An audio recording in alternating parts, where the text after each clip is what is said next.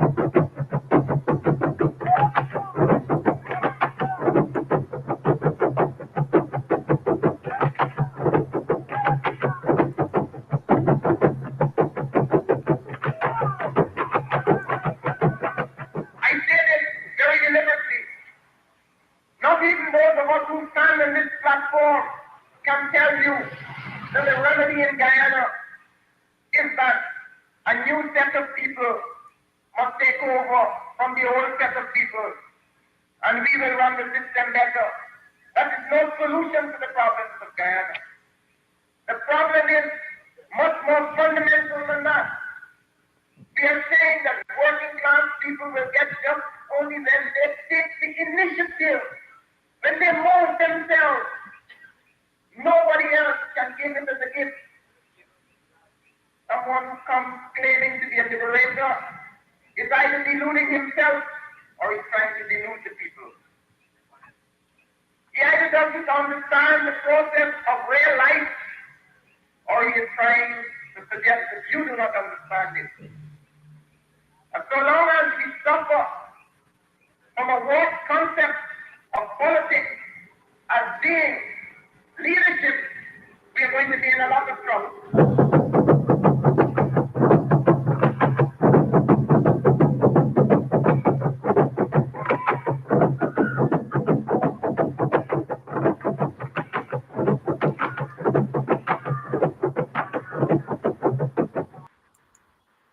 And a very good evening to you, and welcome to Politics 101 on a Thursday evening. Today is June 13th. It is the anniversary of Walter Rodney's assassination 44 years ago. It's that long. 4 decades and 4 years ago. And every year we mark that date.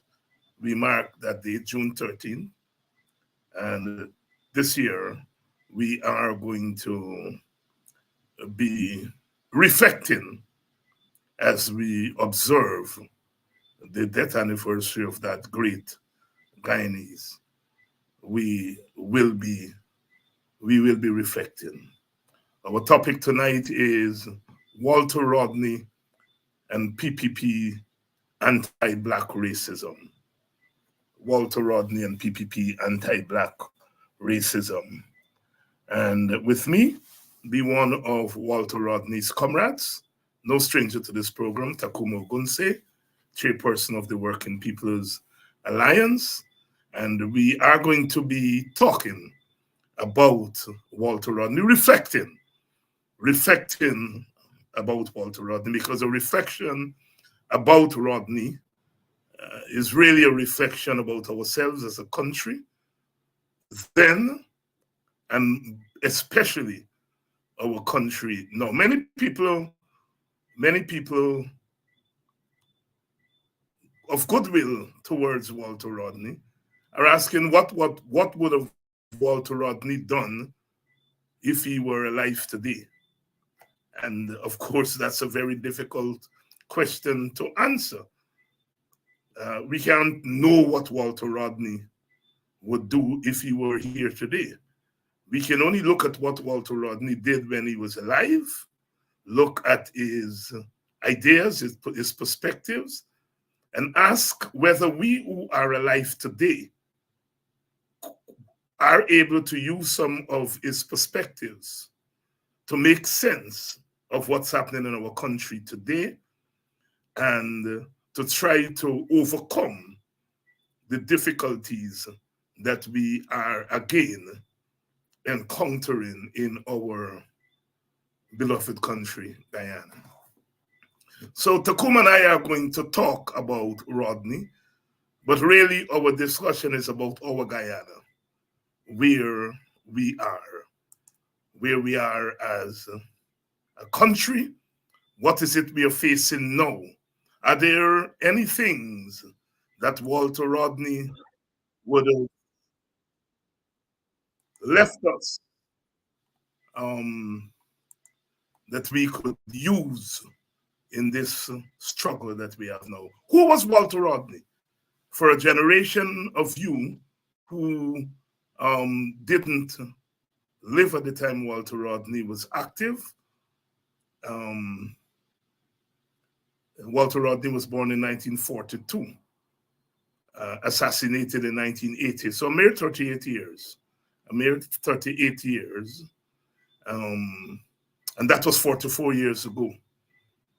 Today, if you are 44 years old and you have a child who is 20 years old, both you and your child would not have lived in a Guyana that Walter Rodney walked. Two generations. Please share the link and let everybody know that we are on tonight, and we're looking at Walter Rodney and the PPP Anti-Black racism. Who was Walter Rodney? Let's for those of you who don't have a sense, let's answer that question in this short documentary, if you can put it. It's not a documentary. It's a biographical sketch that was done, I think, a year ago by HGTV there on the East Coast, Channel 67. Who is Walter Rodney? We come to the end of our Black History Month celebrations. There's no better person to honor in closing off the series than a man known as the prophet of self-emancipation, a leader who was way ahead of his time and an extraordinary man who represented the ordinary people. Dr. Walter Rodney is a national treasure. We need to try to understand where this violence comes from. We need to identify the various forms of this violence, how it is operating, and why it must continue to operate until the Guyanese people get their destiny into their hands. In a world where many sought freedom through governance, Walter Rodney, who was described as a scholar activist, believed that persons should participate in their own freedom. Born to a working-class family in Georgetown, British Guiana, on March 23, 1942, Walter Rodney would go on to create a legacy of true leadership and empowerment for Black and African people in the Caribbean and Africa at large. After attending primary school, he won an open exhibition scholarship to attend Queen's College. While there, young Rodney excelled academically as well as in the fields of athletics and debating. By 1960, another scholarship opportunity would arise, which saw him furthering his studies at the University of the West Indies in Jamaica. As a student, between the years 1960 to 1963, he campaigned to have Jamaica remain in the West Indian Federation. His academic excellence would continue after he graduated with a first-class honors degree in history in 1963, later winning an open scholarship to the School of Oriental and African Studies in London. By age 24, Rodney had earned a PhD in African history at the School of Oriental and African Studies in London, England. This path shaped his career as he traveled widely and became known as an activist, scholar, and formidable orator. He taught at the University of Dar es Salaam in Tanzania during the period 1966 to 67, and later in Jamaica at his alma mater, UWI Mona. It was in Jamaica where Rodney began the Black Power movement, advocating for the poor working class, causing him to be banned from the country due to riots that ensued in October 1968. He later returned to Tanzania in 1969 to the University of Dar es Salaam, where he served as a professor of history until 1974. While in Africa, Rodney spent time among the troops who fought against the apartheid system, teaching them about African history. In 1974, Rodney returned to Ghana to take up a position as a professor at the University of Ghana, but the government prevented his appointment. He became active in politics, later joining the Working People's Alliance Party, where he became chief spokesperson. Rodney was remembered as a leader who was brave and respected the ordinary people, a leader who did not ask of his people what he was not willing to do himself. Some of Rodney's life work included How Europe Underdeveloped Africa, The Groundings with My Brother, A History of the Guyanese Working People, among others. Rodney was assassinated in 1980 at the age of 38. We salute Dr. Walter Rodney, who was a product of time and place, having the capacity to absorb the energies of the people around him, and that is what made him exceptional. We thank you for joining us on this Black History Month journey as we navigated, celebrated, paid tribute, and honored the life and works of our Guyanese men and women. It is our hope that these individuals are not only celebrated in the month of February, but every day. I'm Renata Burnett. Good night.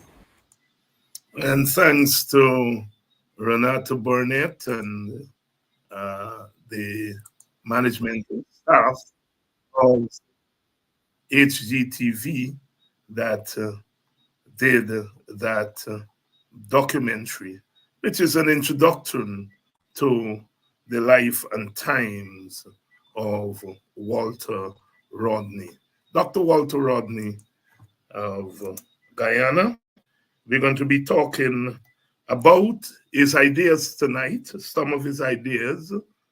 Tacuma Gunse is here, and we are going to be trying to make sense of the present using Walter Rodney. So please share the link. Please share the link. Let everyone know that we are on. We're on. We're on. Share the link wherever you're joining us from. Please share the link. We are going to get ready in a minute. Please share the link wherever you are, whether you're joining us from Guyana or out of Guyana. Tonight's program is going to be a very important program. So please let everyone know that we are on. Today on Caribbean Nation, we continue our series on Caribbean personalities who have had a lasting impact on the course of Caribbean and world history. Our program today focuses on Walter Rodney, one of the Caribbean's foremost revolutionary thinkers. Assassinated in his native Guyana in June of 1980, Rodney's teachings and example have become a rallying force for social and political change across the world. Now, we have the first comprehensive work on the life and thoughts of this brilliant son of Africa and the Caribbean, whose name is called in the same breath as Marcus Garvey, Toussaint Louverture, C.L.R. James, George Padmore, Stokely Carmichael, Eric Williams, Fidel Castro, and Che Guevara. Walter Rodney's intellectual and political thought is written by Professor Rupert Lewis, a political science lecturer at the University of the West Indies, Mona campus in Jamaica. Well-researched and written, Professor Lewis's book is more than just a biography. It is an account of an important period of 20th century Caribbean history, sociology, and politics. So please join us as we speak with Dr. Rupert Lewis about his landmark book on the extraordinary Caribbean intellectual and revolutionary, Dr. Walter Rodney. Don't go anywhere. Carib Nation is up next.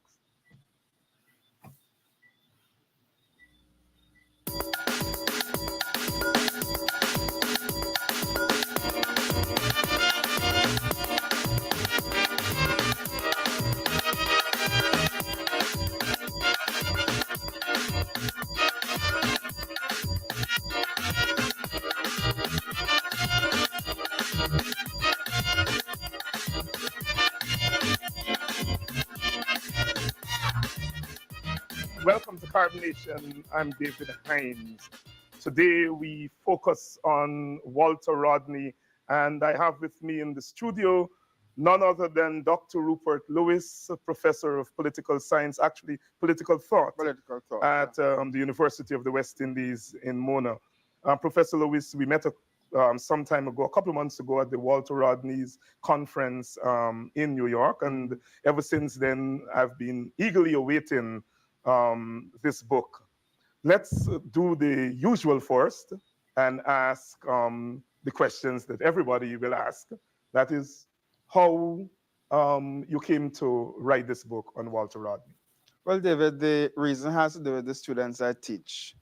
What you found in the 1980s is that although Walter Rodney was assassinated in June 1980, the generation of students that I taught in the late 80s, even some Guyanese students, did not really know very much about Walter Rodney, who he was, what he stood for, what his writings were about. Some, of course, had encountered how Europe underdeveloped Africa. Jamaicans knew about his the experience in 1968, October, when he was banned, and there were mass demonstrations in Kingston. Others, when I traveled to Tanzania, knew about his Tanzanian experience. And what I wanted to do was to put together the different facets of Walter Rodney's life into one book where people could examine him both in relation to his revolutionary political activity in Jamaica and Guyana and Tanzania, his connection with the African liberation movements, his work as a pioneer historian of Africa, of the Caribbean, his work as an intellectual analyzing the contemporary Caribbean, the contemporary Black world in relationship to Western imperialism. So to put together a portrait of Walter Rodney as a basis for a more comprehensive way of presenting him to a younger public. If I had been concerned exclusively with my own generation, it would have been a different kind of a book where you're working with people who shared your assumptions and shared your political activities. But when you're working with students who are removed from that, then you have to approach the text in a different way.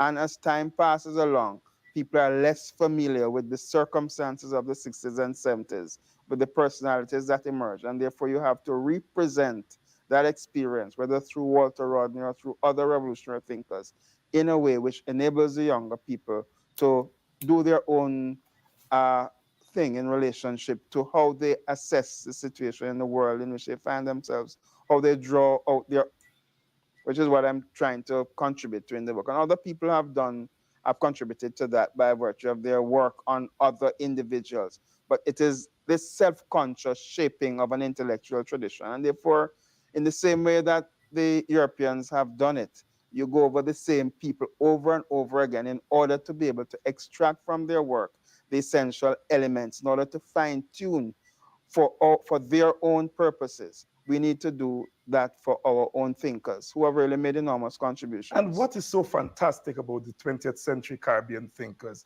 James, Padmore, Garvey, Rodney, Fanon, they have been just not thinkers about the Caribbean region, but about the world. I mean, Rodney is probably better known in Africa than he is in the Caribbean. In a sense, they're universal men and women who have shaped not only the history of helped to shape not only the history of the Caribbean, but the history of the world.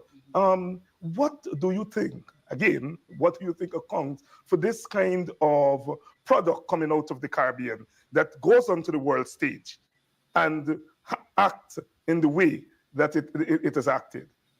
I think what accounts, there are two reasons. One is that small territories, in this case, a small coastal part of the South American continent, in the case of Guyana, but being part of a wider framework, because it was part of the framework of the British Empire.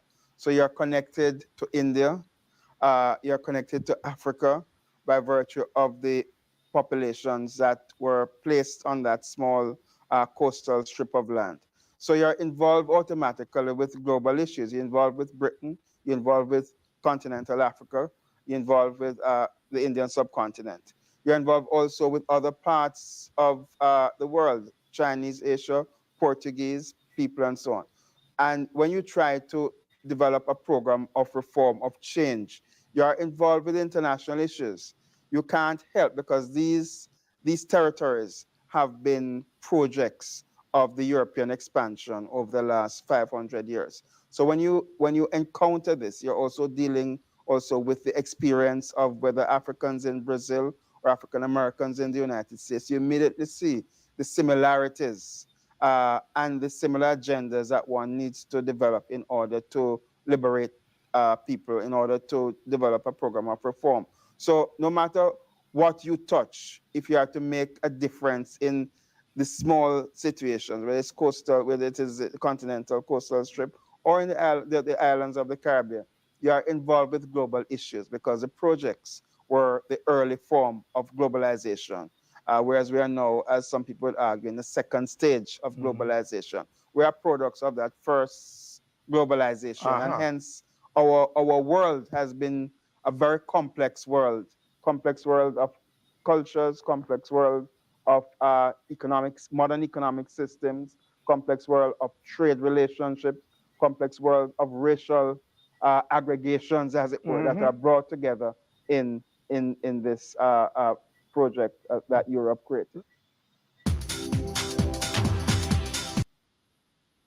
And welcome to Politics 101 again. A little bit of context there about Walter Rodney. And today is the 44th anniversary of his assassination. And we want to talk a little bit about his perspectives, his trajectory, and we wanted to give you a background, a sense of who Rodney was. In my own case, let me bring in Tacuma Qguneye first. Tacuma, good evening. Good evening, Dr. Hinds, and good evening to your viewers. Thank you very Tonight, much. it's a special program and a special night. You know, June 13th is a sacred day for we in the Working People's Alliance and progressive people throughout the African diaspora and the wider progressive world. Wider progressive world. And I have to say that Walter Rodney had a lot to do with me personally becoming a political activist. I think I would have become a political activist anyway, because I was born and grew up in Buxton and grew up around Qguneye, and Qguneye being Qguneye, he had already identified a core of us in the village who were going to be activists, and he never told you you're going to be an activist. But you really had no choice if you were born in Buxton and grew up at that time. But when Walter Rodney came back to Guyana in 1974, Brother UC brought him to Buxton. And I remember him coming along with Bonita Bone, and they came. It might have been early 1975. So I would have been barely 15 years old. And Brother UC assembled us. We were 12, 13, 14, 15 years at County High School. And Dr. Rodney came with Bonita Bone. I'd seen Bonita Bone before. Never seen Walter Rodney. I'd read about him in a book written by Andrew Salke about the 1968 events. And in that book, Dr. Rodney was given the name Dr. Buxton. And we had read the book as children, and we were so proud that this famous Guyanese abroad was given the name of our village. So we were waiting for Rodney, and we kept saying, well, where is this man? And then I think it was Brother UC said, well, let me introduce you to Dr. Rodney. He had come in, very slight fellow, dressed with a normal short and Jeans, and he was sitting there with us, and we didn't know it was Walter Rodney. Because you here with this great man, and you're expecting to see this imposing person walking, and he was sitting there, and we didn't know it was him. But anyhow, he spoke with us, and one thing I remember, I can't remember much else of what he said because it's 50 years ago. But I remember him saying that history is made not just by leaders, but by ordinary people. I can't remember whether he said working people or what. But he said one day somebody will write in a book that we were sitting here talking about change in Guyana. Ogun, when that thing was over, I run home, a little far from company. And my aunt, who was an activist and so on, I ran home and I said, well, auntie, brother UC, bring a man named Dr. Rodney. And I so like what this man said, I want to join this thing. And he had mentioned the WPA in passing. So I tell her I want to join the thing. We need WPA. When she said, well, if Teacher Sydney, by that time the big people still had they still had the liberty of calling Qguneye Teacher Sydney. If Teacher Sydney is part of it, you can join. And that was the beginning, formal beginning, if you will, of my being a political activist. And it was because of that one thing I heard Walter Rodney say 50 years ago. Tacuma, your first introduction to Dr. Rodney. Well, I first met Rodney through his book, Groundings with My Brothers. His at the time very popular book with his experience with grounding with the Rastafarians. So I knew him through the book, and I didn't know him much beyond that. And when he applied and got acceptance to teach at the university, and then the government, the Burnham government, intervened and prevent him from having the position. I remember UC and us gather us in Askria, and we discuss the situation. And it is from that moment I begin to, understand the importance of Rodney in a more profound way. And I remember we planned a series of meetings, mobilizing other groups, and we had to deal with this critical question Qguneye had to deal with. For many years, he and Jagan did not appear on a common platform. But UC felt that given the importance of Walter, that Walter should not have to come back in the country in an extremely polarized political environment. And given what the government did, he and Askria, we were prepared to work with the PPP and others to mobilize protests in support of Rodney and condemning the ban by the government. And we did just that, and we had a number of meetings, very massive meetings, which I think the first meeting we had, I'm trying to remember where it was, but I think that meeting, the government was caught off guard. They probably felt that the people in the city was in Georgetown would not have responded, or if they responded, they would have responded with some amount of hostility. So UC and Chetty speaking on the same platform. And if I may say, hold your thought there. It was not just UC and Chetty speaking on the same platform that had a problem. It was Moses Bagwan and Chetty, because Moses had left the PPP, formed his own organization, and Jagan was objecting to speak on the same platform with Bagwan. And Qguneye insisted that Bagwan will speak. So in the end, those meetings brought together again Bagwan and Jagan and Quyana and Jagan. Go ahead. Yeah, I would have got there, and it catch the government of got thousands of persons turn out to the meeting. The second meeting, I think it was in Middle and Common Street. But this time they planned for the meeting and they attacked the meeting. I remember I myself was charged, with engaging in public terror.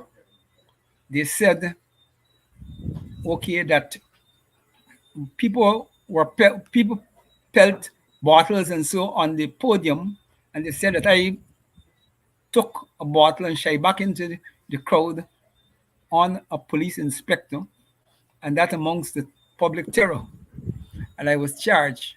But it is from those engagements I really became close with Walter. And I remember UC telling me, he said, Oji, Walter is a very important brother, and you will learn quite a lot from Walter. You must stay close to Walter.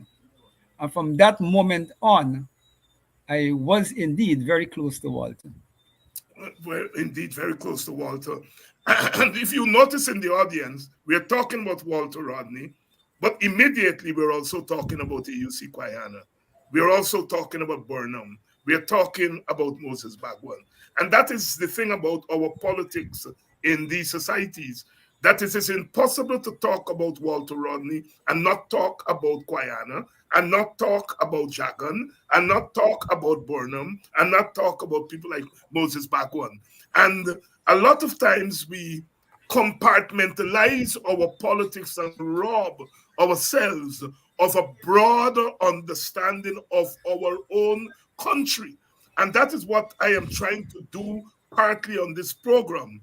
I am less interested in whether you like Rodney politically, or the fact that he was hostile to your party, or your party was hostile. I am less interested in that in 2024.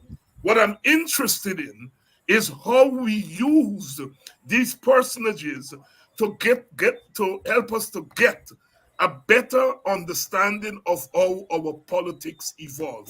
A lot of you here are PNC people. You're partial to Burnham. And so when you hear, well, Rodney was assassinated by the Burnham regime, you will suck your teeth and so on and so forth. Or some of you may be WPA. And when you go back to those days of Rodney and the fact that Rodney was assassinated under Burnham, you suck your teeth in the other direction. Some of you may not like Jagan. And so when you hear the name Jagan, you suck your teeth too. The point is that I'm less interested in that in 2024, because I think our politics have evolved in a certain way, and we went through various periods of our political history to get where we are now. And I am trying to use a program like this to help us to understand the present. Hence, Rodney and anti-Black, PPP anti-Black racism. Rodney, in his time, he spent 6 years in Guyana, 74 to 80. And during that time, he engaged a particular type of government, a government that the WPA and others had concluded was authoritarian, that it was a dictatorship. And he engaged in the struggle against that dictatorship. Let's fast forward to 2024. How do we describe this government? And how do we approach this government? Rodney, in his time, worked out how to deal with the government of that time. And the government of that time was a particular kind of post-colonial formation. This present government is a post-Cold War formation. Post-Cold War formation. This is a government that is not just a dictatorship, but this is a government that is openly racial. Whether the Burnham government was racial or not, the charge against him, the major charge against Burnham wasn't about racialism. It was about his authoritarianism. And today, the charge against this government is a racial dictatorship. And that is How do we confront this government? Is there anything that Rodney left us with his approach 50 years ago? Is there anything that Rodney left us that we can use today? And that is my interest. I'm partly a political historian, and so I have great respect for history, and that history of Rodney should never be swept under the carpet. It must always be remembered. But many of the detractors of us in the WPA today want to park Rodney and park us in 1979. And everything we say or do must be consistent with 1979, and it must have nothing to do with the present. And this is even among people who are genuine admirers of Rodney. There are those in the PPP who use Rodney as a political football, but there are some people who are genuine Rodneyites, who themselves fall prey to Rodney versus Burnham, and they could never conceptualize Rodney versus the PPP. But I think Rodney, one thing we know is that he did not absolve the PPP, even in 1979, from the rut that Guyana was in, Tacuma, Qguneye. I think you're quite right. I think Rodney, I myself and other comrades in the party, we discussed with Walter, the approach to the PPP. And Walter make it very clear that, look, we can't fight all the battles all at the same time. And while the PPP, spouts Marxism, Leninism, it is basically organized objectively.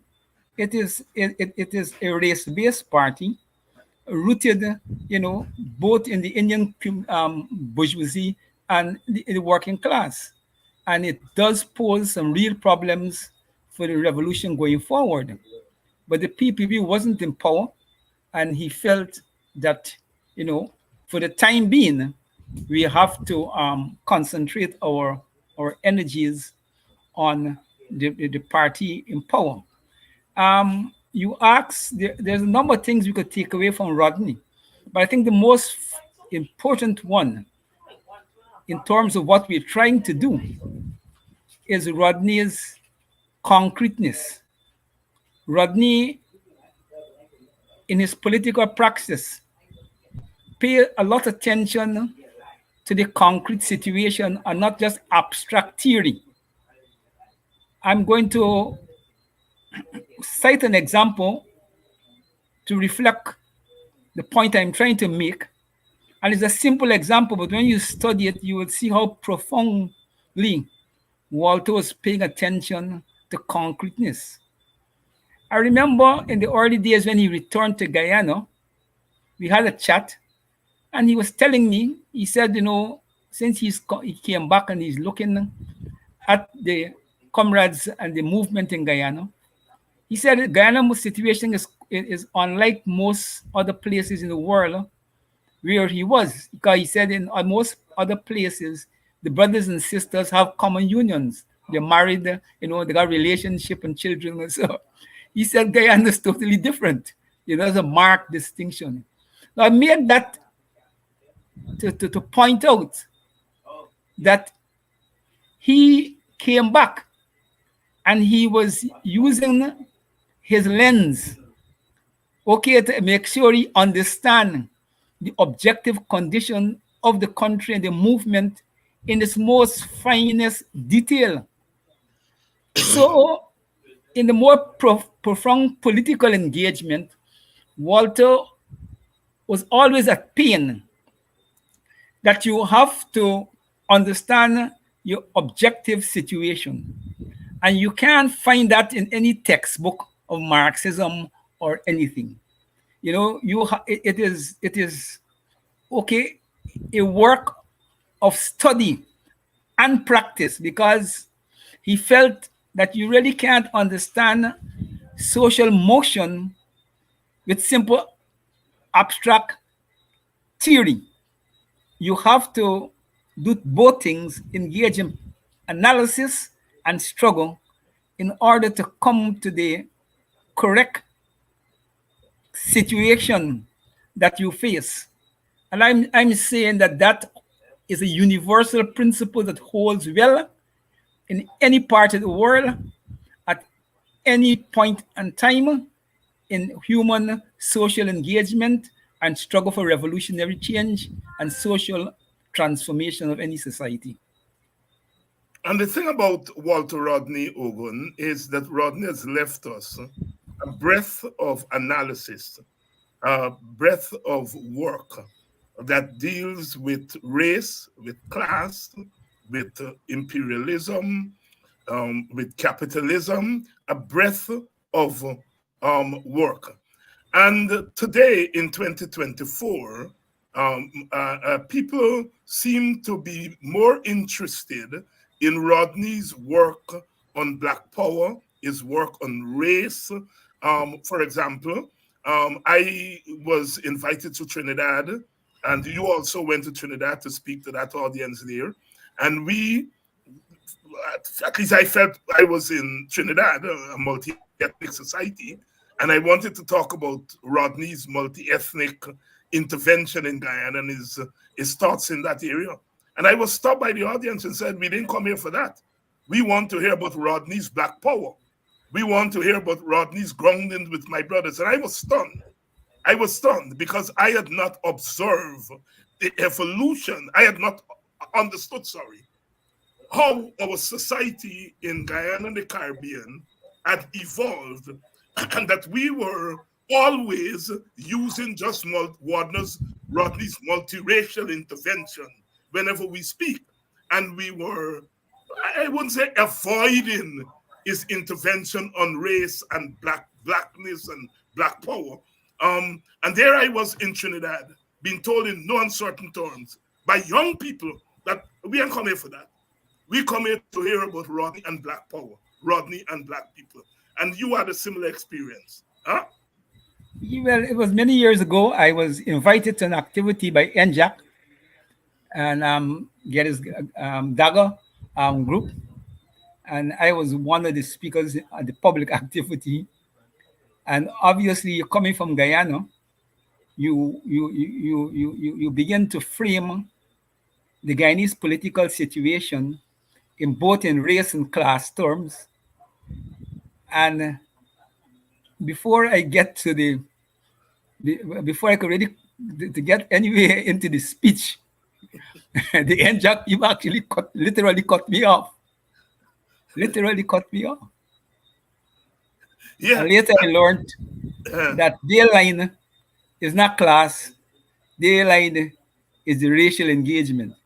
Is the racial engagement. And many regards, Ogun, we are facing that today in Guyana, all right? We are facing that today in Guyana because Rodney's multiracial intervention is compelling.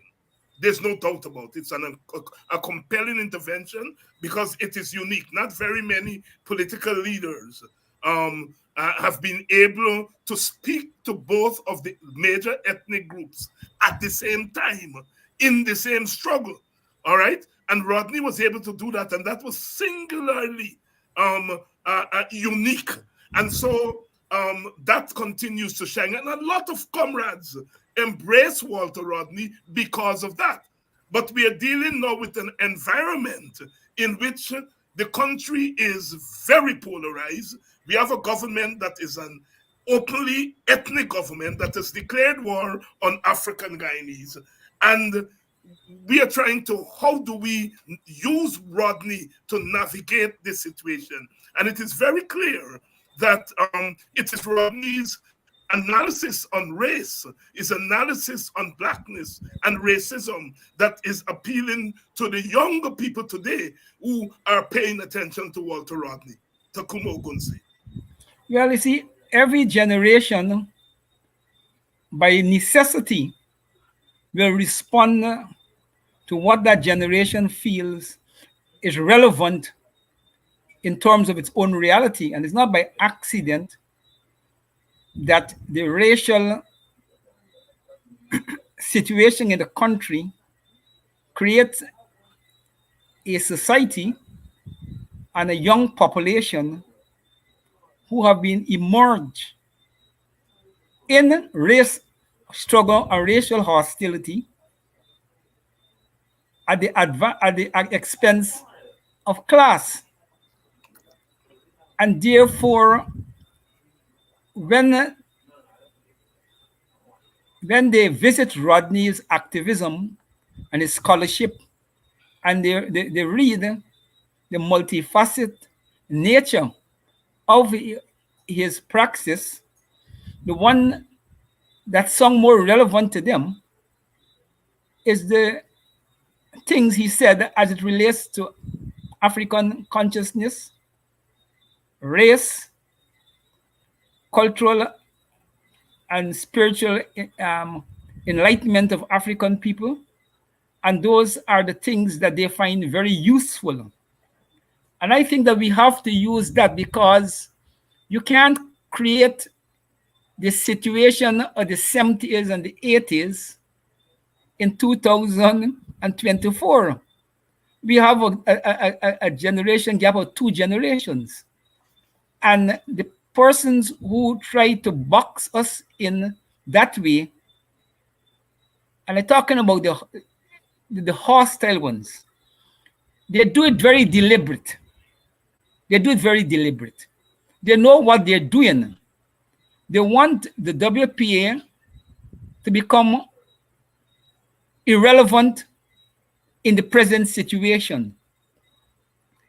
So they invoke Rodney's class analysis and ignore his race analysis and his commitment to African liberation and African dignity, and they only highlight the class aspects of it, and to fight us, claiming that we have become racial and we have deviated from Walter's teaching.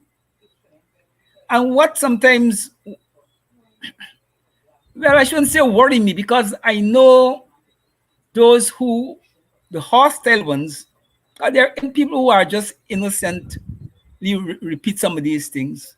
But the hostile ones, they know what they're doing. Even before I know Rodney, even before I read a line about Rodney's thinking, I was a Pan-Africanist, I was an Africanist, I was engaged in the African struggle. That is what I brought to the WPA and built the WPA as a conscious African revolutionary. So when you're telling me today that I become Afrocentric and I become an African this and an African that, I don't know who they're speaking about. Because half of us who build the WPA that Rodney was able to come and work with, we build it as conscious African people, people who are conscious about the racial engagement in the country, both its negatives, okay, and so forth, and it's Askri and IPRA, who in the main led to the development of the WPA. And now today people are telling us we must keep your hands off a race, when in fact it is the racial contradiction that gave birth to the working between Askri and IPRA, and eventually gave birth to the WPA, that creates a situation that Walter could come and work in and argue his class thesis, okay, at the particular historical point. I always say, Tacuma, that Rodney did not have to come to Guyana to deal in Black Power. He did that in Jamaica, and by the time he got here, Qguneye and yourself and others had done the Black Power thing, and that the Black Power thing had evolved into people's power. Rodney didn't have to come here to do that kind of work. You all did that kind of work. It doesn't mean that Rodney was not conscious Black man. In fact, one of his best known speeches was in 1977 at Durban and Loiseau, when he was speaking in defense of Arnold Rampersad, an Indian man who was on trial and who they were trying to railroad. And Rodney said, I am speaking as a black man. I'm speaking as a black man. So Rodney was always conscious of his race, always conscious of his race. In fact, he said in a little known interview, he said, one must talk about one's race today so that tomorrow one doesn't have to talk about it. That the two race groups in Guyana need to work out their own identity, work out their own consciousness today so that tomorrow they can come together. Then he was making the point that you can't come together as an African people who are not conscious and an Indian people are not conscious. And the coming together would be better when both race groups are conscious of themselves as Indians, as Africans, and by extension as Amerindians. Your thoughts? Yeah, you're quite right, and that was our approach even before Walter arrived in Guyana. I mean, the Indian IPRA, the Indian Political Revolutionary Sources by Moses Bagwan and his comrades, they came to a understanding of Guyana reality and the Indian position in the reality, okay, independent of Askria. And Askria came to an understanding of the African reality independent of IPRA. But eventually, as we speak in public and share our views on what is the problem in Guyana, and we begin to think about a solution to Guyana, we recognize that the critical thing is the race problem. And we set up a race commission, a joint race commission between Askria and IPRA. And we went into a number of African and Indian communities and discussed with the people, okay, the race problem, and to get from them how they see it and how they see the way forward. And I remember when we publicly launched the commission, both the PPP and the PNC attack us as the racists has come together. Means that Qguneye are racist. The PNCs are called Qguneye racist. The PPPs are called Moses Bagwan racist, and they said the two races, came together. But out of those engagement, we came out with a good sense that people wanted a solution, and that gave us hope, that the race thing could be resolved. But with the banning of Walter by the PNC government, it changed the whole dynamics of the politics of the country and the WPA future, engagement. And Askria and IPRA, okay, get themselves sucked into, okay, the new reality, which is the defense of Walter. And subsequently after Walter came what developed in the society, and the wider engagement preoccupy our time. And a lot of people in the society, young people and people of all kinds, different races, join the struggle without having any, serious background and understanding of the racial dynamics in the country. So there was a whole set of people who came into the WPA, unlike the Askrians and the and people from IPRA, who was grounded in the race reality and understand the race reality. And while we operate with class, we had in the back of our minds race reality. But a lot of people came in with did not have that kind of background. So when the situation reached a point in the country, as it have reached post-92, like I'm going to say post-92, people forget that the WPA, Walter died in 1980. The WPA maintained basically its position, its line of argument, multiracial politics, and trying to build and to expand the multiracial constituency.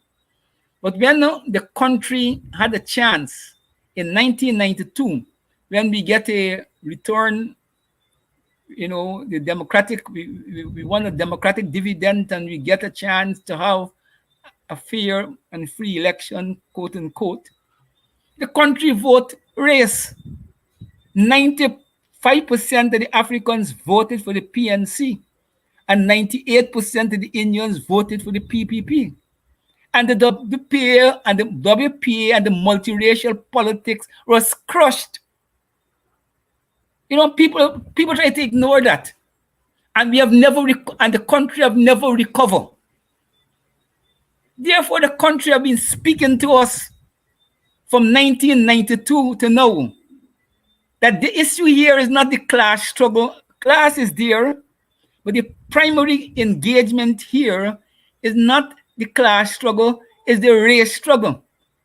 And unlike in the 70s and the 80s, where I think it is fair to say that both Jagan and Burnham and their parties use race for their political advantage. But I don't think, I think that many people will argue who know Jagan and Burnham will have great difficulties to say that those two gentlemen were racist, and by extension, their politics and practice was driven purely by racism. But we have a younger generation of PPP leaders who have the advantage of the past. And I'm serious here because Jagdeo said that he is able to bring more Africans into the PPP, something that Jagan was not able to do. So I'm saying this is a leadership who has the advantage of the past on the political and race issue. And they have chosen deliberately to engage in a politics of racial vendettaness, to punish the Africans for the historic support to the PNC, and more importantly, they have aligned with external forces who believe in Indian domination and see Guyana as a good spot to consolidate Indian domination. Now, this is a new form of politics, and this raises the question of racism to a totally new level. And it becomes imperative that if we present leaders in the African community of our generation who had had the chance to work for multiracialism, work in solidarity with the Indian community, if we cannot stand up in defense of African dignity, fight against African oppression, and fight against Indian domination in the country, then we would have betrayed Walter Rodney.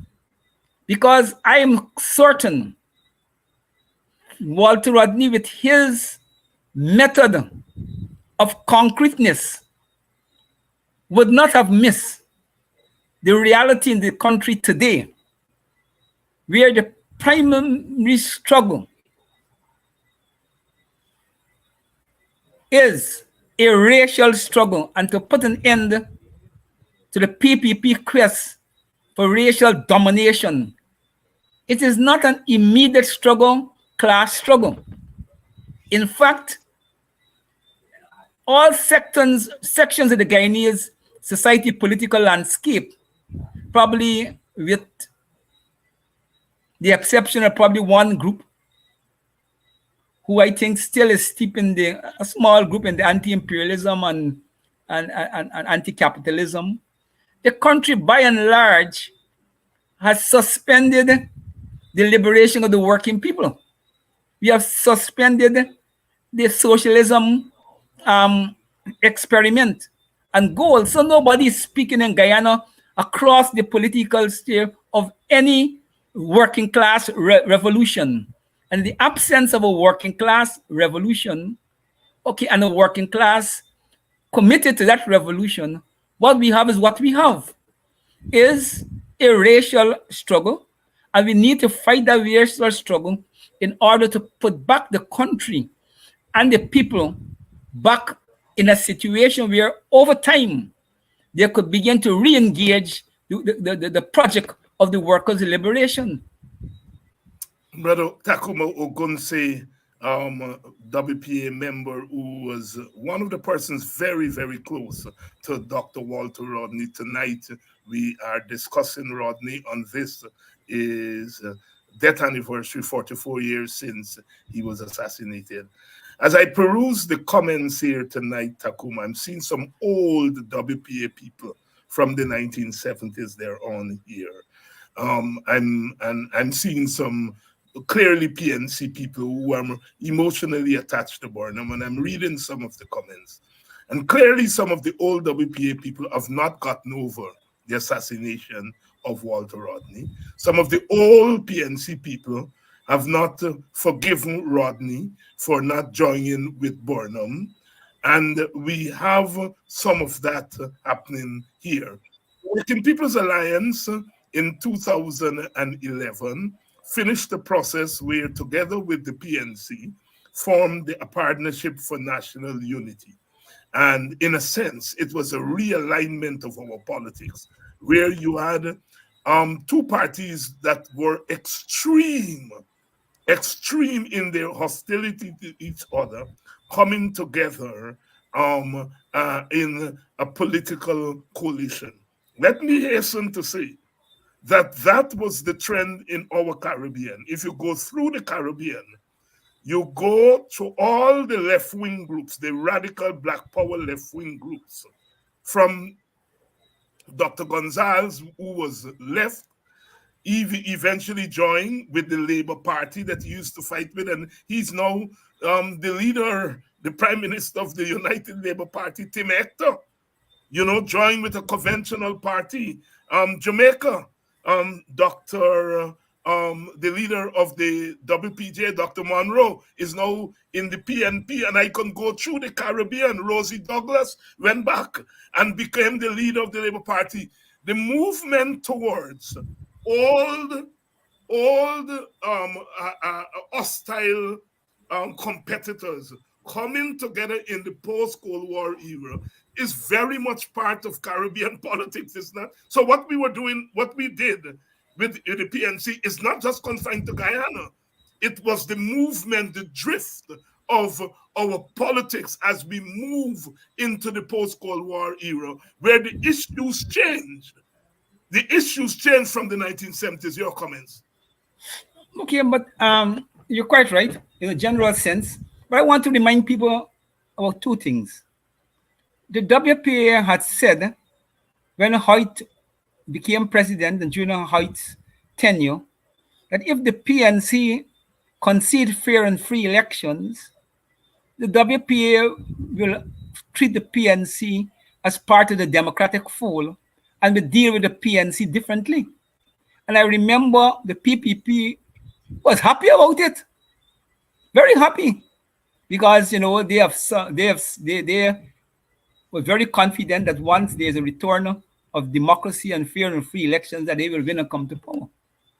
But the WPA had made that point in all seriousness because we didn't believe in a politics of permanent hostility or permanent enemy for enemy's sake.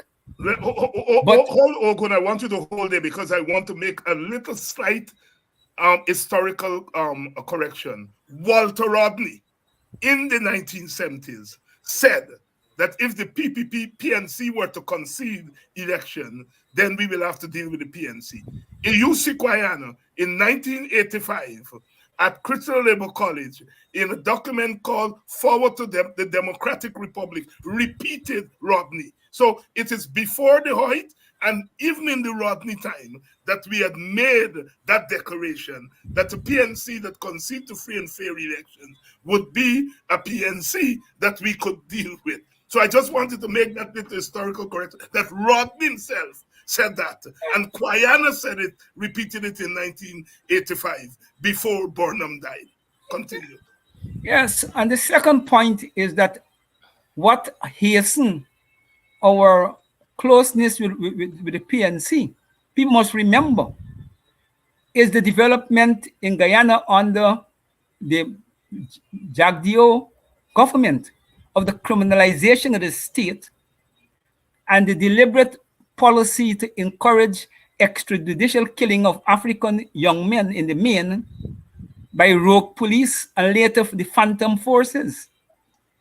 And this was something unprecedented, where a set of rulers of a state sit in all consciousness and articulate a policy and carry it out in practice of having a list of persons who they order to be eliminated. And you could remember when you open the papers every day, 4 or 5 young African persons, sometimes 10, is being slaughtered either by the police or the phantom force. And they were Africans in the main. And this was the result of the PPP governance. And this, in a big way, had to do with Jagdeo.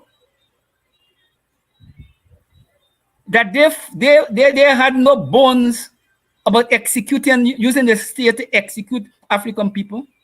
And it was a racist policy. And they hoped by doing that, they would drive fear in the entire African population. And in fact, they succeed, because I remember the period.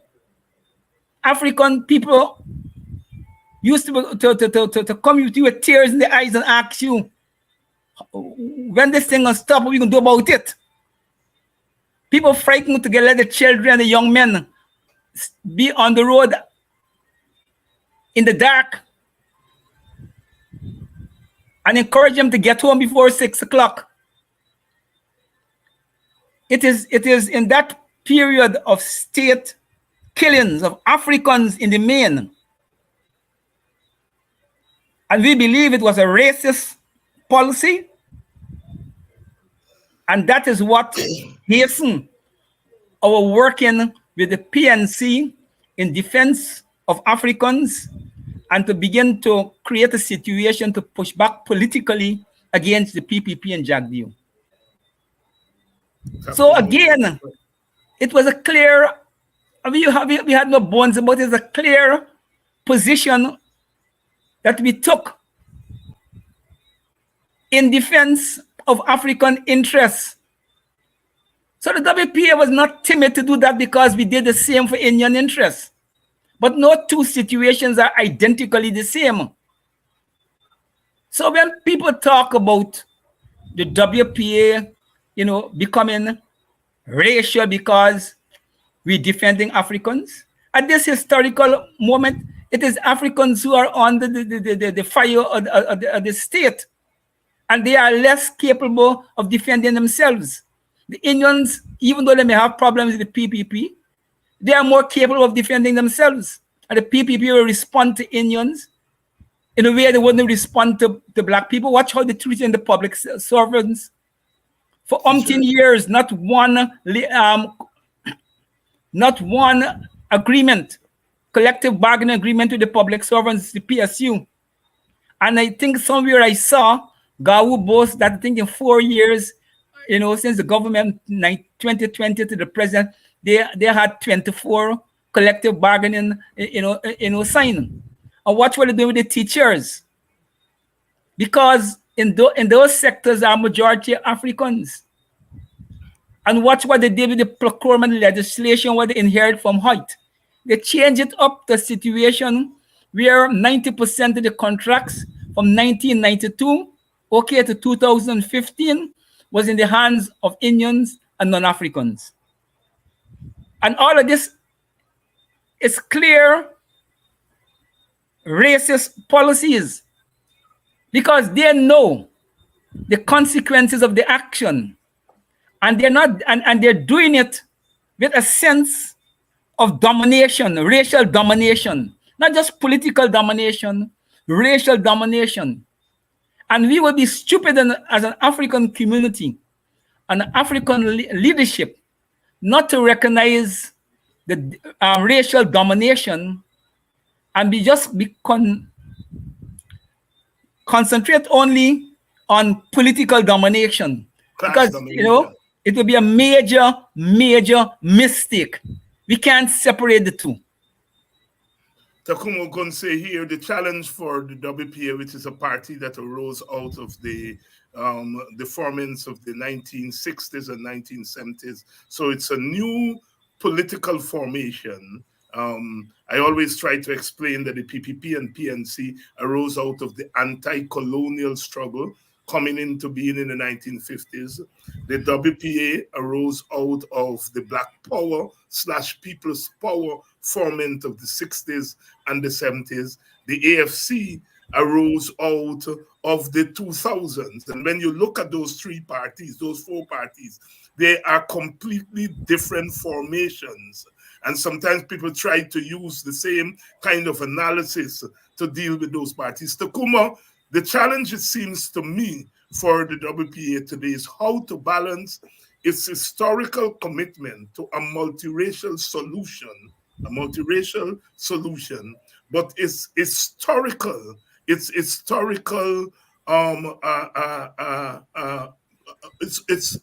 historical task of defending the defenseless, whether those defenseless people are of Indian descent or African or Amerindian. How do you balance the multiracial solution that you are still committed to, but the concrete situation where African people are being hammered and you are forced to come openly and speak to the African condition, bearing in mind, as I say, that in a sense, the WPA speaks up for Africans in a certain way, almost by default, because let's take the PNC, which is the major party which African people give their votes, but the PNC has never projected itself as a protector of African interests beyond the vote and beyond politics. They never did that. And to accuse them of not doing it today is to really be dishonest, because they never set out to do that. The WPA is more steeped, as you pointed out, coming out of Askra in the defense of African dignity. And so therefore it's almost by default that defense of African dignity in the political sphere falls to the WPA. But the WPA also is committed to the multiracial solution. How are you navigating the two? No, it's a difficult road to walk. Firstly, I will put it this way. When we, in the 70s, I think objectively, there were more possibilities for multiracial politics because there were more a multiracial constituency. The prolonged period of the PPP out of government and not seems to be able to find an effective way to defeat Burnham have created a lot of alienation in the Indian communities, and there were sections of the Indians who were willing, you know, to look at in an alternative direction, and they began to look, okay, to WPA, okay, and then when Walter came to WPA and Walter, in the African community, the contradictions between the African rulers, okay, and the African masses, okay, have reached a point where there was sufficient amount of African people who have become alienated from the Burnham-style governance, and therefore you had, okay, a basis for African Indian unity, and then you had the Amerindians who were in the hinterland, okay. So I think in the 70s and the 80s, the country objectively had more environment conducive to the possibility of building a genuine multiracial politics. I think that we have to look 40 years from 1992 to know how the country behaved. And today there is no effective multiracial constituency. David, I ask my detractors to point to me any section of Guyanese society, the Indian, the Amerindians, or the African society community. Show me the social forces in those communities that is promoting any multiracial vision. None. And that's not by accident. It is simply because everybody recognizes, but a lot of people can't be honest about it, that the way in which the politics have developed, whether we like it or we like it not, the country has polarized in a way unprecedented in its modern history. The country has never been as polarized as it is now politically. So there is no, objectively, there's no real multiracial constituency to build an effective multiracial politics. But as revolutionaries, we know that social motion brings about social change. And nothing is static and constant. Things are always evolving. And we are committed that ultimately, given all the contradictions facing the country, okay, both internally and externally, okay, the country, if it is to survive, it has to unite. And we are hopeful as political practitioners, and practitioners who are rooted in theory, that we know despite the bad and the negative immediate situation, that the thing is in motion, and that we have to keep open the possibility, okay, of a united multiracial country in order to defend and to make sure Guyana could survive. And more so now we become a petro state. So the WPA has been fairly practical. We know at present we could hardly have any traction as a party in the Indian community. And we are not fooling ourselves. If the PPP start a repression of the political opposition, which include the WPA can't, like in the Burnham period, we seek shelter and refuge in Indian areas and in African areas. And in Portuguese areas. I mean, I really want to go to and in some funny places, religiously, and all kinds of things. Anyway, bring idea. Some very Portuguese. But if repression start now, the WPA could only find refuge in the African community. We can't find refuge in the Indian community.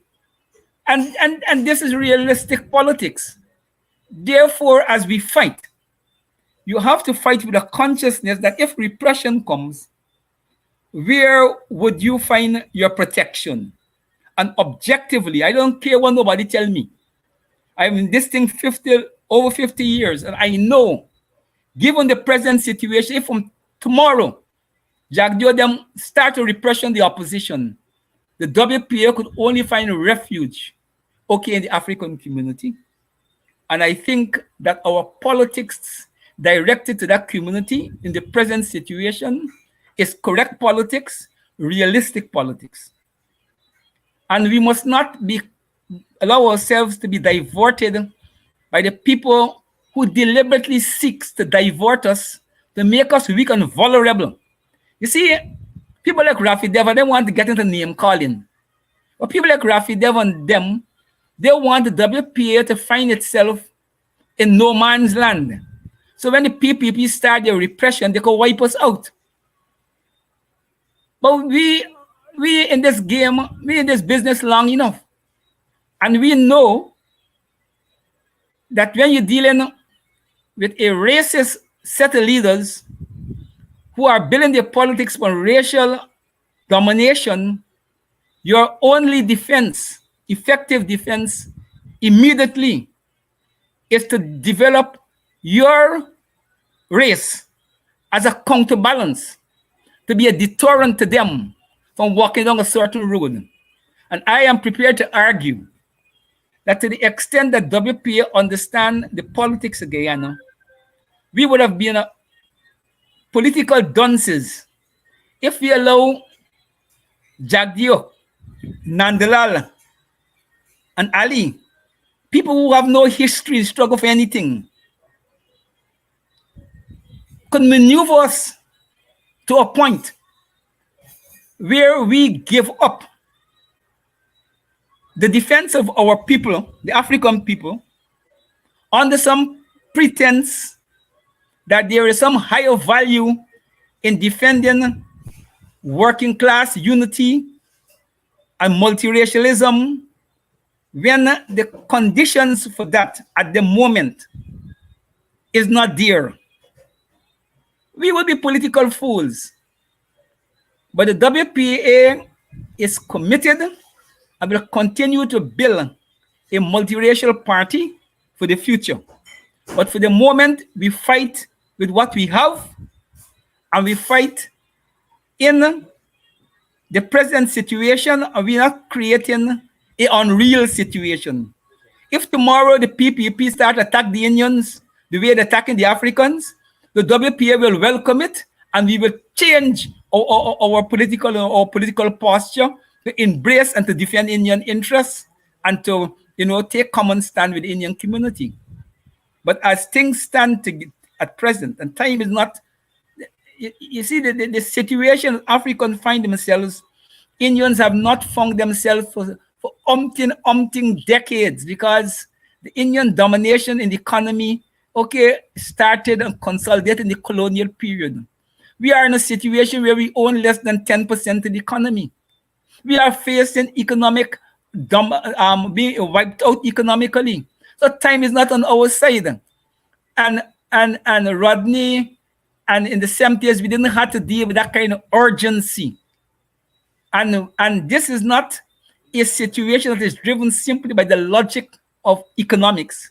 This is driven by a deliberate policy of racism by the Jagdio, Ali, Nandalal, PPP regime. And we could only beat that back, by preparing Africans and get them battle ready, and to throw them very quickly in a major battle with the PPP in order to save Guyana and to create the conditions for those who genuinely believe in multiracialism and who believe in one Guyana. And I find it very strange. A lot of people who condemn the WPA, they're not fighting the PPP excesses the way we fought the Burnham excesses. So for me, I was very slow to become political contemptuous of people. It's not my political culture. But I'm telling you, I have become political contemptuous of people, who tries to pretend that they're so concerned about Rodney and the WPA, and they raise not a voice, in opposition in a real way against the PPP. And the people who are non-Africans, who are raising a voice, against the PPP, they are not the ones who are condemning us. But those who are condemning us, they're not doing it from a position of moral politics. If they've been fighting the PPP, and at the same time they fight the WPA for political correctness, I will be a little more respectful of them, because I think in politics and the struggle of ideas, you have to be tolerant to all ideas on all sides. But the basis of that has to be struggle. You cannot struggle. David, in the last program, you raised the question of the Vincent experience in the PNC, and you asked about the WP, and I answered in a certain way. And I'm going to just develop it a little more here. You see, I think sometimes we make a mistake. The most hostile criticism that we get for the WPA present posture and defense of the African community come from former WPA members or supporters who for years, 10, 15 years, have not been active in the party. And it is their hostility so many times you're responding to. Right, and that is why I don't think it's fair to dump that for the WPA. Members. Yes, you're correct. Yeah. Now, in terms of the present members, okay, we have to see the thing in evolution. In terms of the present members, there's a genuine struggle, especially when you start your articulation after COVID in this new way, where you're on it almost 3, 4, 5 times, and then now eventually but 5 times a night. They're genuinely were genuine concerns. There were genuine concerns by WPP, both African Indians, okay, as to whether David articulation, okay, they're not against us defending Africans, because they know we got to defend Africans. They're not against us working with the PNC, but they were concerned whether the articulation is not making it difficult for the Indian community to understand what we're doing. And I see that as a genuine political matter. It's a matter of narrative and so. And we have had some tension along those lines, and I call it political. Because I have not heard nobody in the current WP who is against the party defending African interests. The debate is always that we have to be balanced, we have to weigh the thing, because people are saying, and these Africans, you see the funny thing, objectively, if the WPA was to take a pure electoral approach to who we support in the country, the WPA have no commitment to support African interests. Africans don't vote for the WPA. From 92 to all the elections we participate, we get about 2% of the vote. And a lot of that percentage of vote come from the Amerindians, the interland community. And even though we do most of our work among the Africans and the Indians on the coast and in Georgetown, in electoral terms, they have not voted for us, therefore they have not empowered us to defend them. And Africans are lucky that WPA is today defending them. And we defended them because we have a fundamental position that is not driven simply by electoral politics. And I want to make this point very clear with the African community. You vote for the PNC. It is the PNC who's supposed to be defending you. You're lucky that the WPA, okay, is defending you. And we play the political game. And I have no bones to make this clear to Africans. So we in WPA want a very frank relationship with the African community. We are part of the African community, and therefore we have a commitment to the African community. We're part of the Guyanese community. We got a commitment to the Guyanese nation. And we have to be doing both of those things. But we are saying that if you can't get multiracialism, okay, unless both races are ready to cooperate. And in the absence of a readiness to cooperate, you have to look objectively at the situation and to see which race at present is more vulnerable and which race has the advantage and which race has the disadvantage and who is suffering more. And a party like us has to make the correct call. And I think we have made the correct call. And as we defend African interests, we have begun to take steps, particularly in light of Jagdeo's threat, the Kalbe extremist party, and the plans to lock us up. We have begun to take steps to ask our Indian comrades, both in the country and abroad, to begin to re-engage the Indian community and to begin a rebirth of WPA presence and influence in that community. But that will not bear fruit immediately. That's a more long-term something. We can't wait for that. We have to deal with the present situation. we have to deal with the present situation. Tacuma going to say with some very frank discussions here tonight about his party, the Working People's Alliance, my party, and our engagement with the present politics. Guyana is never an easy place to navigate. Tacuma makes the point that electorally Africans have really never voted for us. They have one vote and they prefer to give that vote to the PNC. And so logically the WPA should say, well, you never vote for us, we're not defending you. But our politics goes beyond the vote. And it's a politics that goes deeper than the vote. And so therefore the logic takes us in the direction of defense of African dignity when it's under attack. And of course, Tacuma, the state every year, the government goes into panic mode about the WPA. Last year, they went into panic mode because of a statement you made. They dragged you before the courts. This year, they've held on to Qguneye, Amsterdam, and every now and again, the government contradicts its own self. Jack Deal said, well, the WPA, nobody knows about them. They're living on past glory. Nobody knows about them. But every year, you want to lock us up. The contradiction of dealing with what I call the disturbing presence of the WPA, because the WPA, like the PNC and the PPP and all political parties, are ideas that emerge out of a certain period.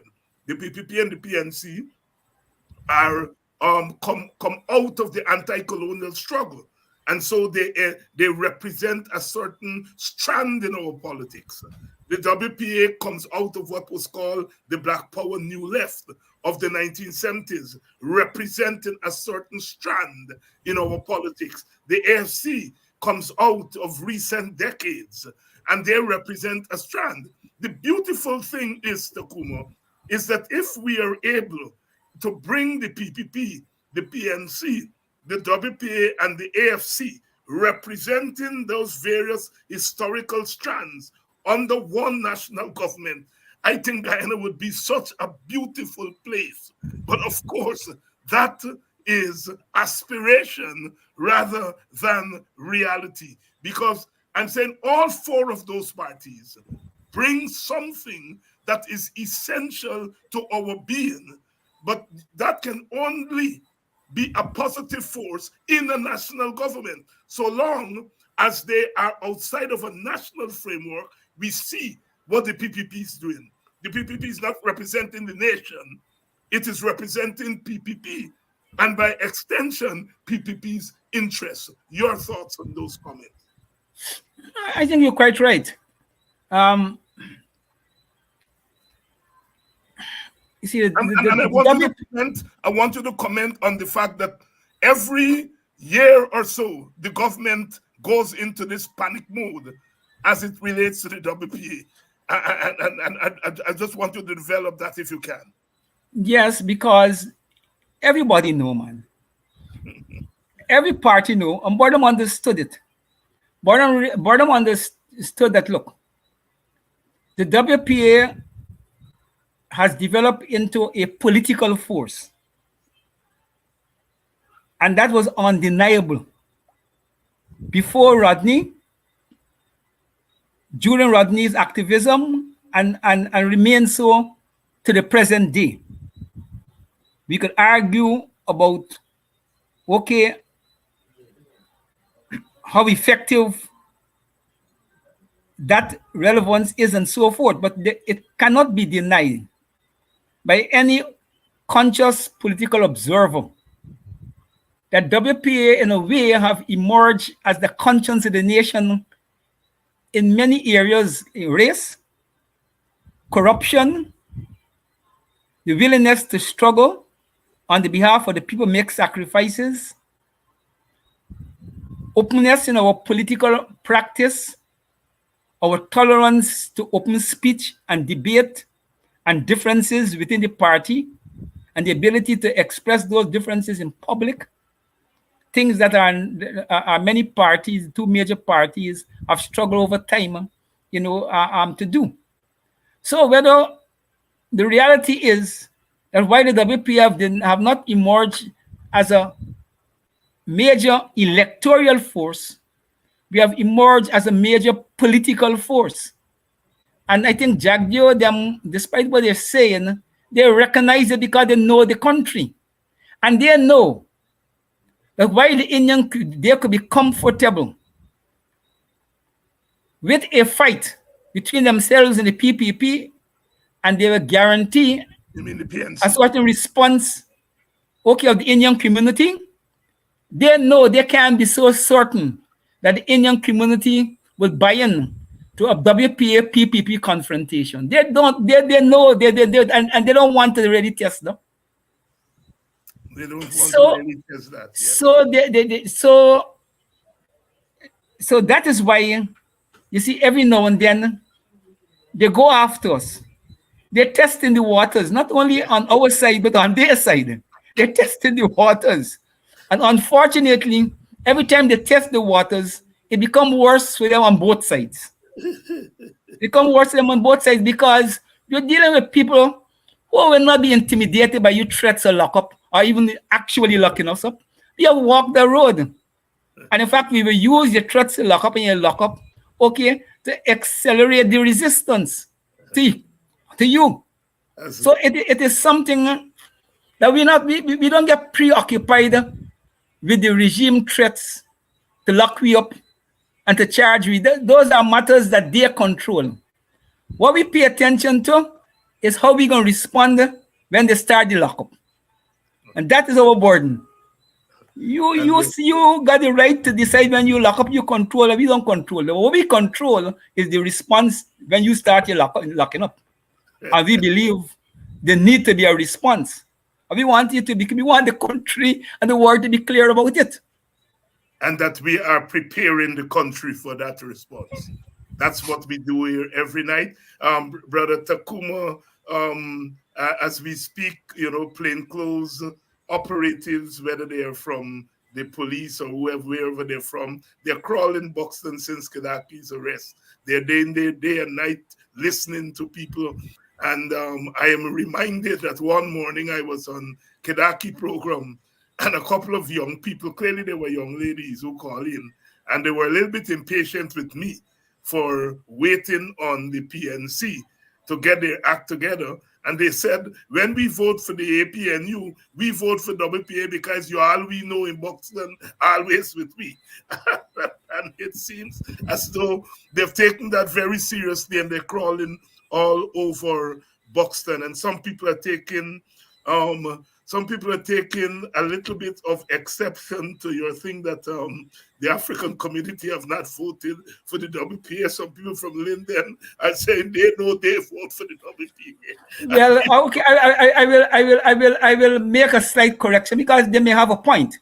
Because when the WPA joined the APMU, persons who are committed to the WPA voted for the APMU and they voted as a result of the WPA. But we see we have no way of testing how much percentage of the votes that the APMU get come from the WPA. I mean, that is the problem you got. All parties have, including the PNC. They can't for sure they know they get the largest they bring the largest votes, but they can't put it down to a fine-tooth comb and all the other small parties thing. But I'm referring to the time that the WPA engaged in electoral politics in its own name. Its own, yes. That is what I'm referring to. Now the situation have changed because a lot of from since then it's a good period, and I think the WP have garnered more electoral support, but we have no way of proving it or testing it, and I know how our detractors behave, I know how they behave. That is why I anchor my observation in what could be uncontestable. That is our early engagement in electoral politics and how the population treats us. One question here is on whether the WPA is prepared to contest the coming election.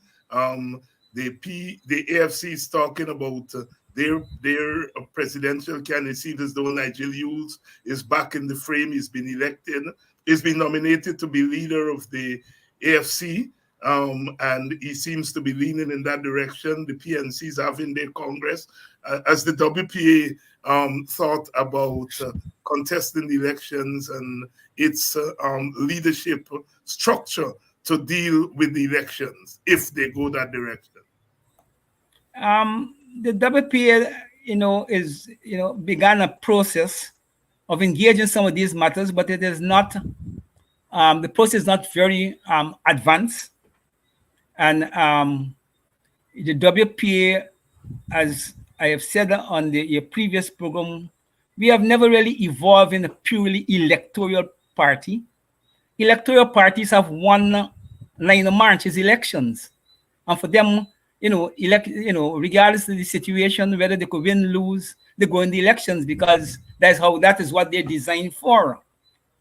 The WPA have embraced election politics for many years, but the truth of the matter is that the party have not evolved into a typical electoral party. And the party is thinking for years. That's why we joined the APMU. And that's why we built the APMU, the PNC, is that we believe that the way forward in Guyana is coalition politics and national government. And to defeat the PPP, you requires, a wider coalition of forces and not independent participation of individual parties, because we feel that in the main with I guess the question that is being asked of you is whether if each party is asked tomorrow to say elections are going to be held, is the WPA going to contest those elections? Have you begun to identify your candidates as each party would do? And it's more a theoretical question than a practical. I would say no. We haven't been that advanced on the question of elections because we haven't given up on the constitutional struggle. No. But the point is not the constitutional struggle, not one or the other. The point is that we see the AFC is going to its Congress. The PPP, the PNC is going to its Congress. The PPP has just gone to its Congress. All the conventional political parties are talking about elections in theory, not whether they will go into it or what will happen on election day. Is the WPA headed in that direction? I think it is too early for me to say yes or no. So you don't know whether they're headed in that direction? I think it no. I'm saying the WPA has a long-term commitment to electoral politics, which haven't changed. Therefore, in that sense, the WPA have an interest in being involved in the elections. So that haven't changed. But I don't think the party have got it. That is the question they're asking. The party haven't put itself in an electoral mode. They're not asking if you've put yourself in an electoral mode. They're asking a theoretical question that all the political parties are aware that an election is coming in 2025 and that they are headed in that direction. All the questioners seem to be asking here, is the WPA headed in that direction? Yes or no? Well, you see, this is why I'm saying, because our discussion haven't been as advanced to a point where I could speak with a full authority that what I say represent the views of the executive on the matter. I know the executive is committed to his historical position that in as far as elections go, we're going to participate in elections. Right, our preference is to participate. That's what they're asking. That's what they're asking, Ogun. Yeah. They're not asking all the other things. Because if that is what they're asking, that is the answer. We have that commitment, and that haven't changed. There are people here who are expressing their support for the WPA, and what they want to know, that at the end of the day, this is not about going in the hills with gun and fighting, right? This, at the end of the day, elections are imperative, and they want to know whether the WPA is headed in the direction of elections, I suppose, all things being equal. Okay, I hope I answered the question after the roundabout. I hope, because there's a document going around on social media where ANOG is saying that they did a poll and they're the new third party. And there's going to be, I think the point is that all parties, small and large, are talking about elections, whether they will participate or they will not participate, conditions they not participate. That is not the issue. I think people want to know here whether a party that they're looking towards is thinking about the 2025 election. I would say yes. We are thinking. We are thinking on the 20th from the time the APM government get the throne. That's what they're asking, Brother Ogunse.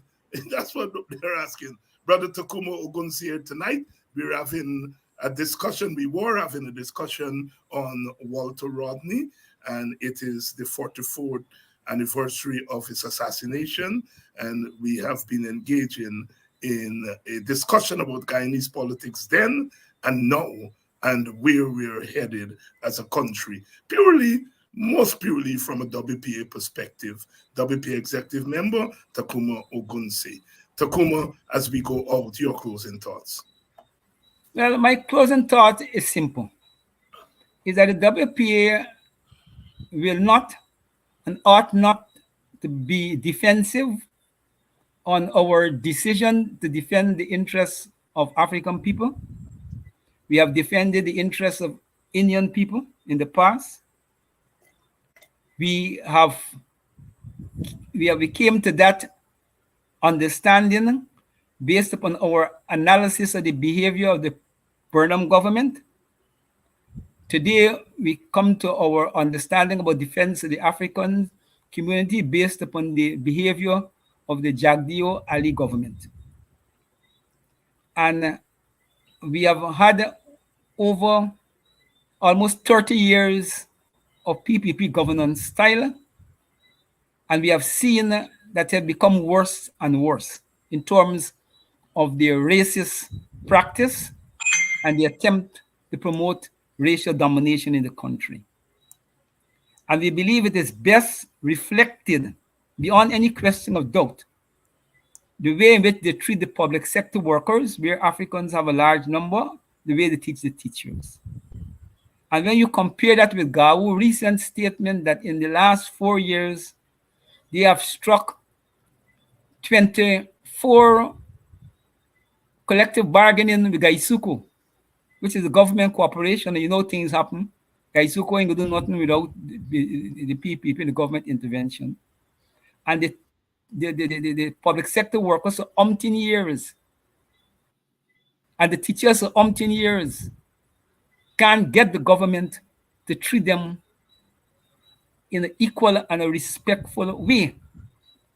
And I can't see no other explanation.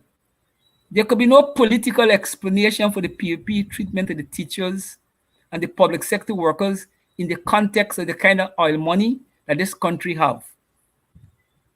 I think it past political behavior.